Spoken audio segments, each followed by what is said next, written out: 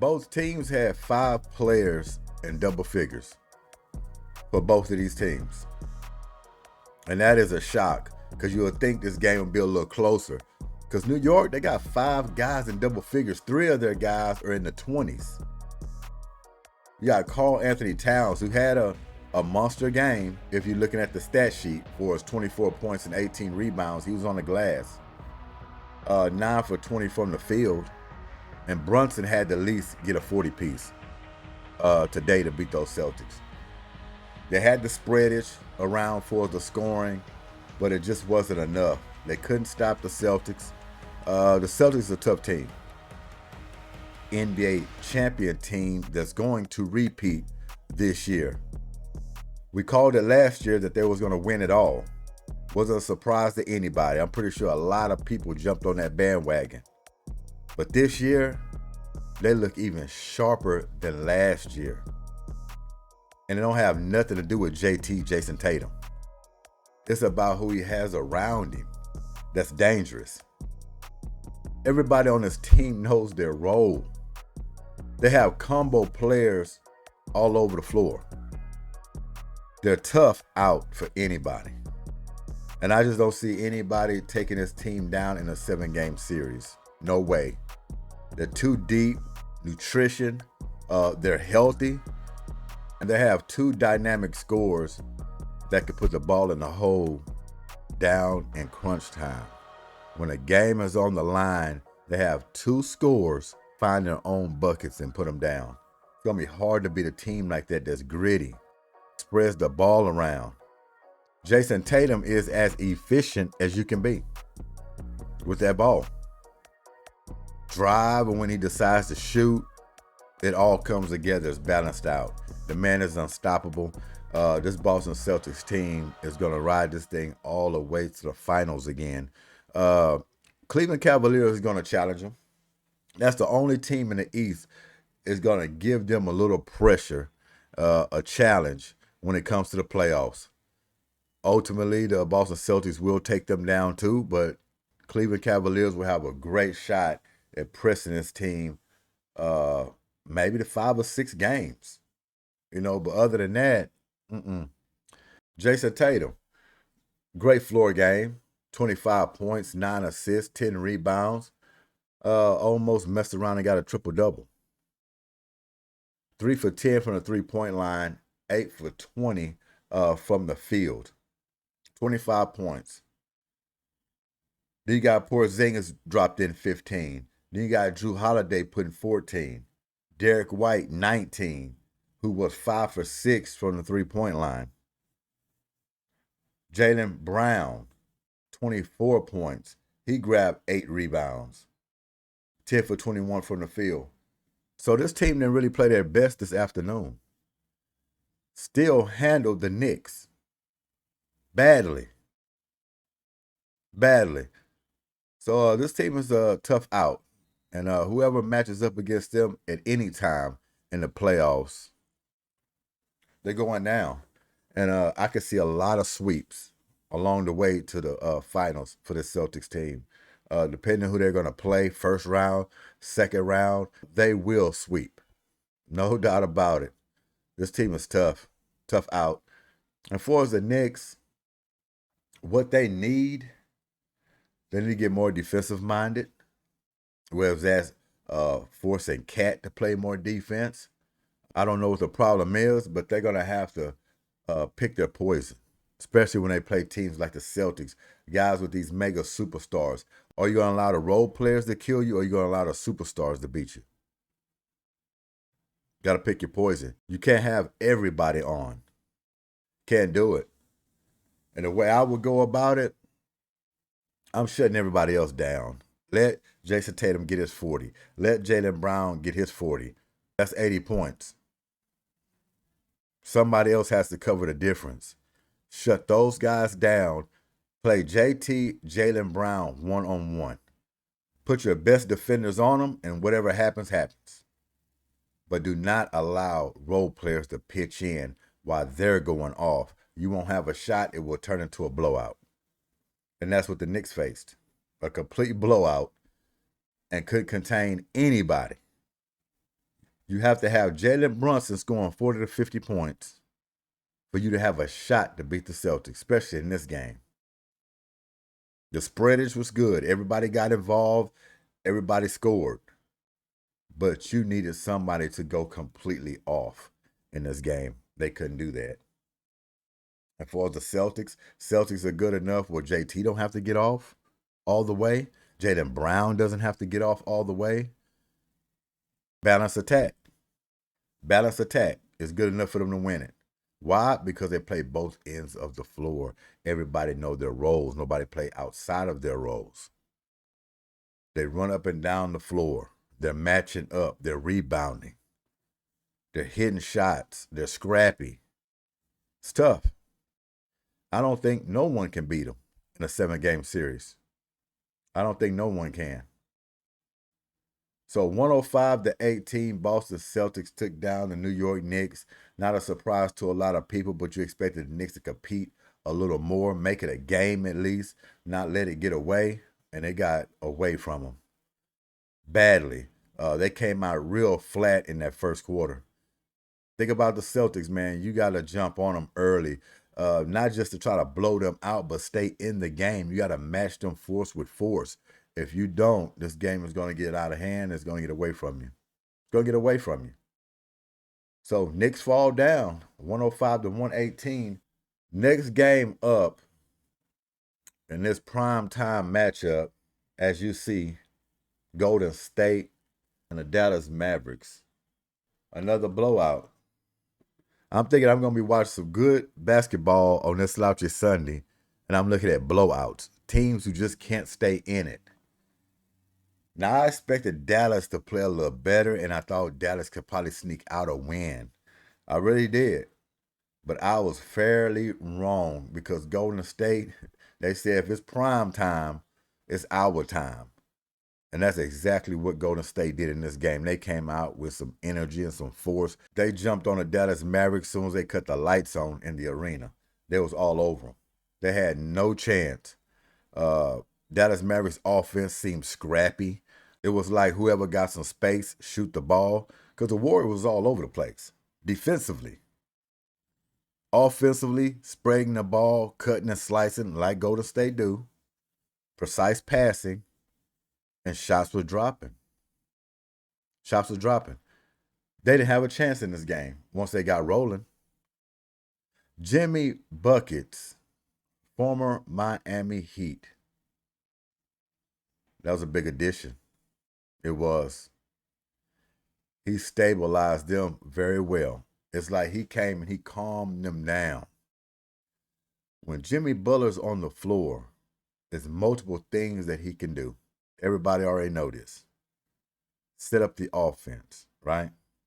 He can shoot the ball. He can rebound. He can hit his free throws. He can guard your best player. He facilitates like nobody's business. He's going to allow Curry to take extended rest periods. Off the floor, resting his knees for the long stretch. Draymond Green and Jimmy Butler is like poetry in motion when these guys are on the floor. The backdoor cuts, the passes, everything is on a string with these two guys, almost like the same player, almost. IQ is very high on this basketball team. And Draymond Green said he was going to guarantee a championship this year. They're going to win a championship. A lot of people laughed. I was damn near laughing myself. But when you look at this game, even though Anthony Davis wasn't there, and to be honest with you, if Anthony Davis was there anything he could have really done to stop what was going to happen? He might have blocked a few more shots, added a few more points. I don't think he'd have made that big of a difference as far as the outcome. Golden State is getting it together. They're getting it together, and they're going to be scary. Once Jimmy Butler gets completely comfortable, this team is going to be very scary. They still have pieces over there.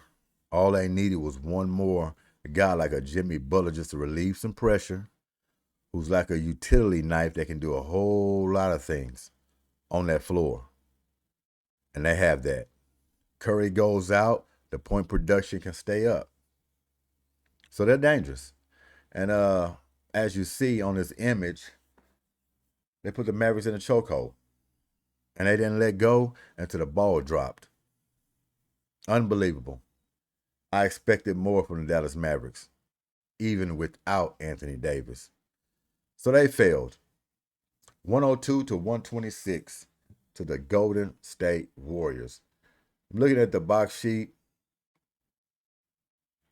Nothing really to go over here. A lot of teams from everybody. But I will tell you this, out of both of these teams, nobody got in the 20s for both of these teams but Stephen Curry with 30. Think about that. Everybody from both teams, scoring-wise, are in the teens.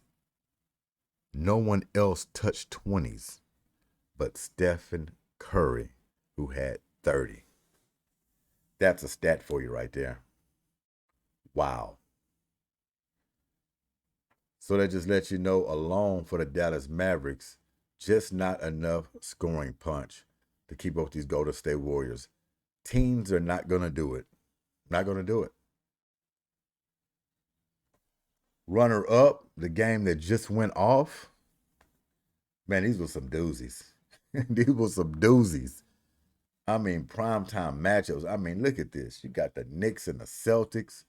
You got the Mavs and the Warriors. Now you got the Cavs and the Grizzlies. Then the last game of the night that's actually on right now, OKC 54, was it the 43? OKC's going to mess around and get that one too, I believe. Even though I would love the Wolves to get it. But OKC, man, the Thunder and the Wolves. Great matchup, Sunday showcase, no doubt. Check out this Cavaliers, Memphis Grizzlies matchup. It went down 123 to 129. That game went down to the wire. Memphis gave them all they can handle.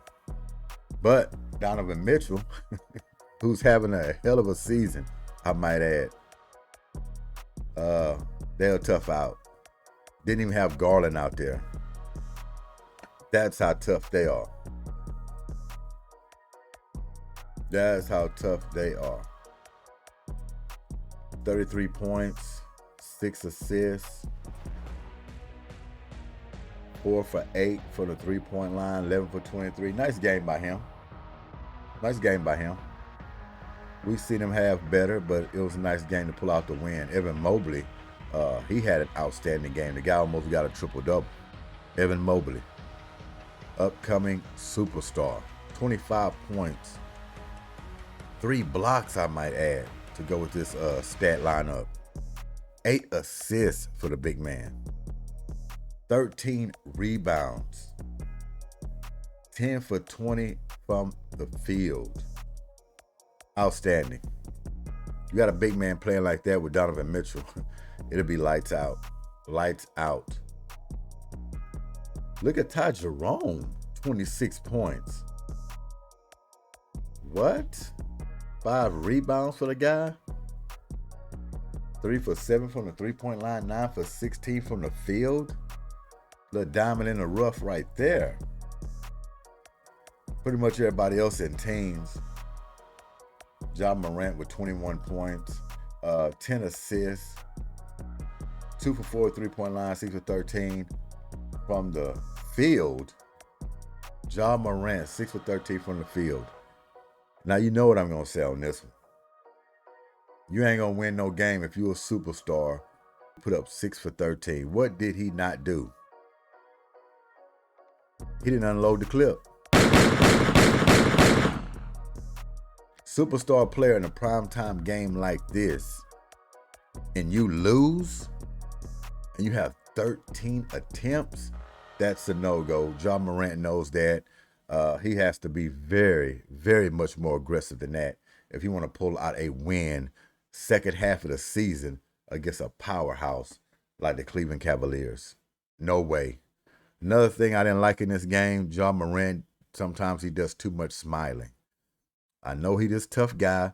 I know he's outstanding, but in this game in particular, too much smiling, joking around with the players, and a big game like this, in my opinion, these games are huge. You got to have them. He shouldn't be laughing it up with Jared Allen.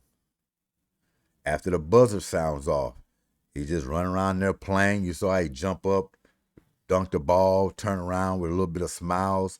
You just lost. You just lost. I do not want to question this guy's heart for the game, a love for the game.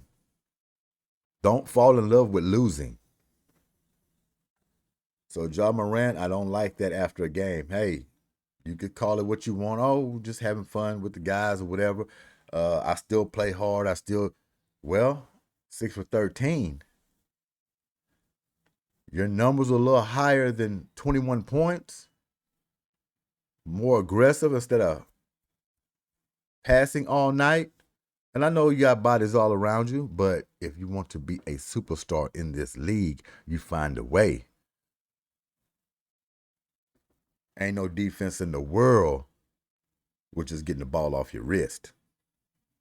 I don't care where the ball ends up, but there ain't no defense in the world is going to stop that ball from coming off your wrist. You have to put them up.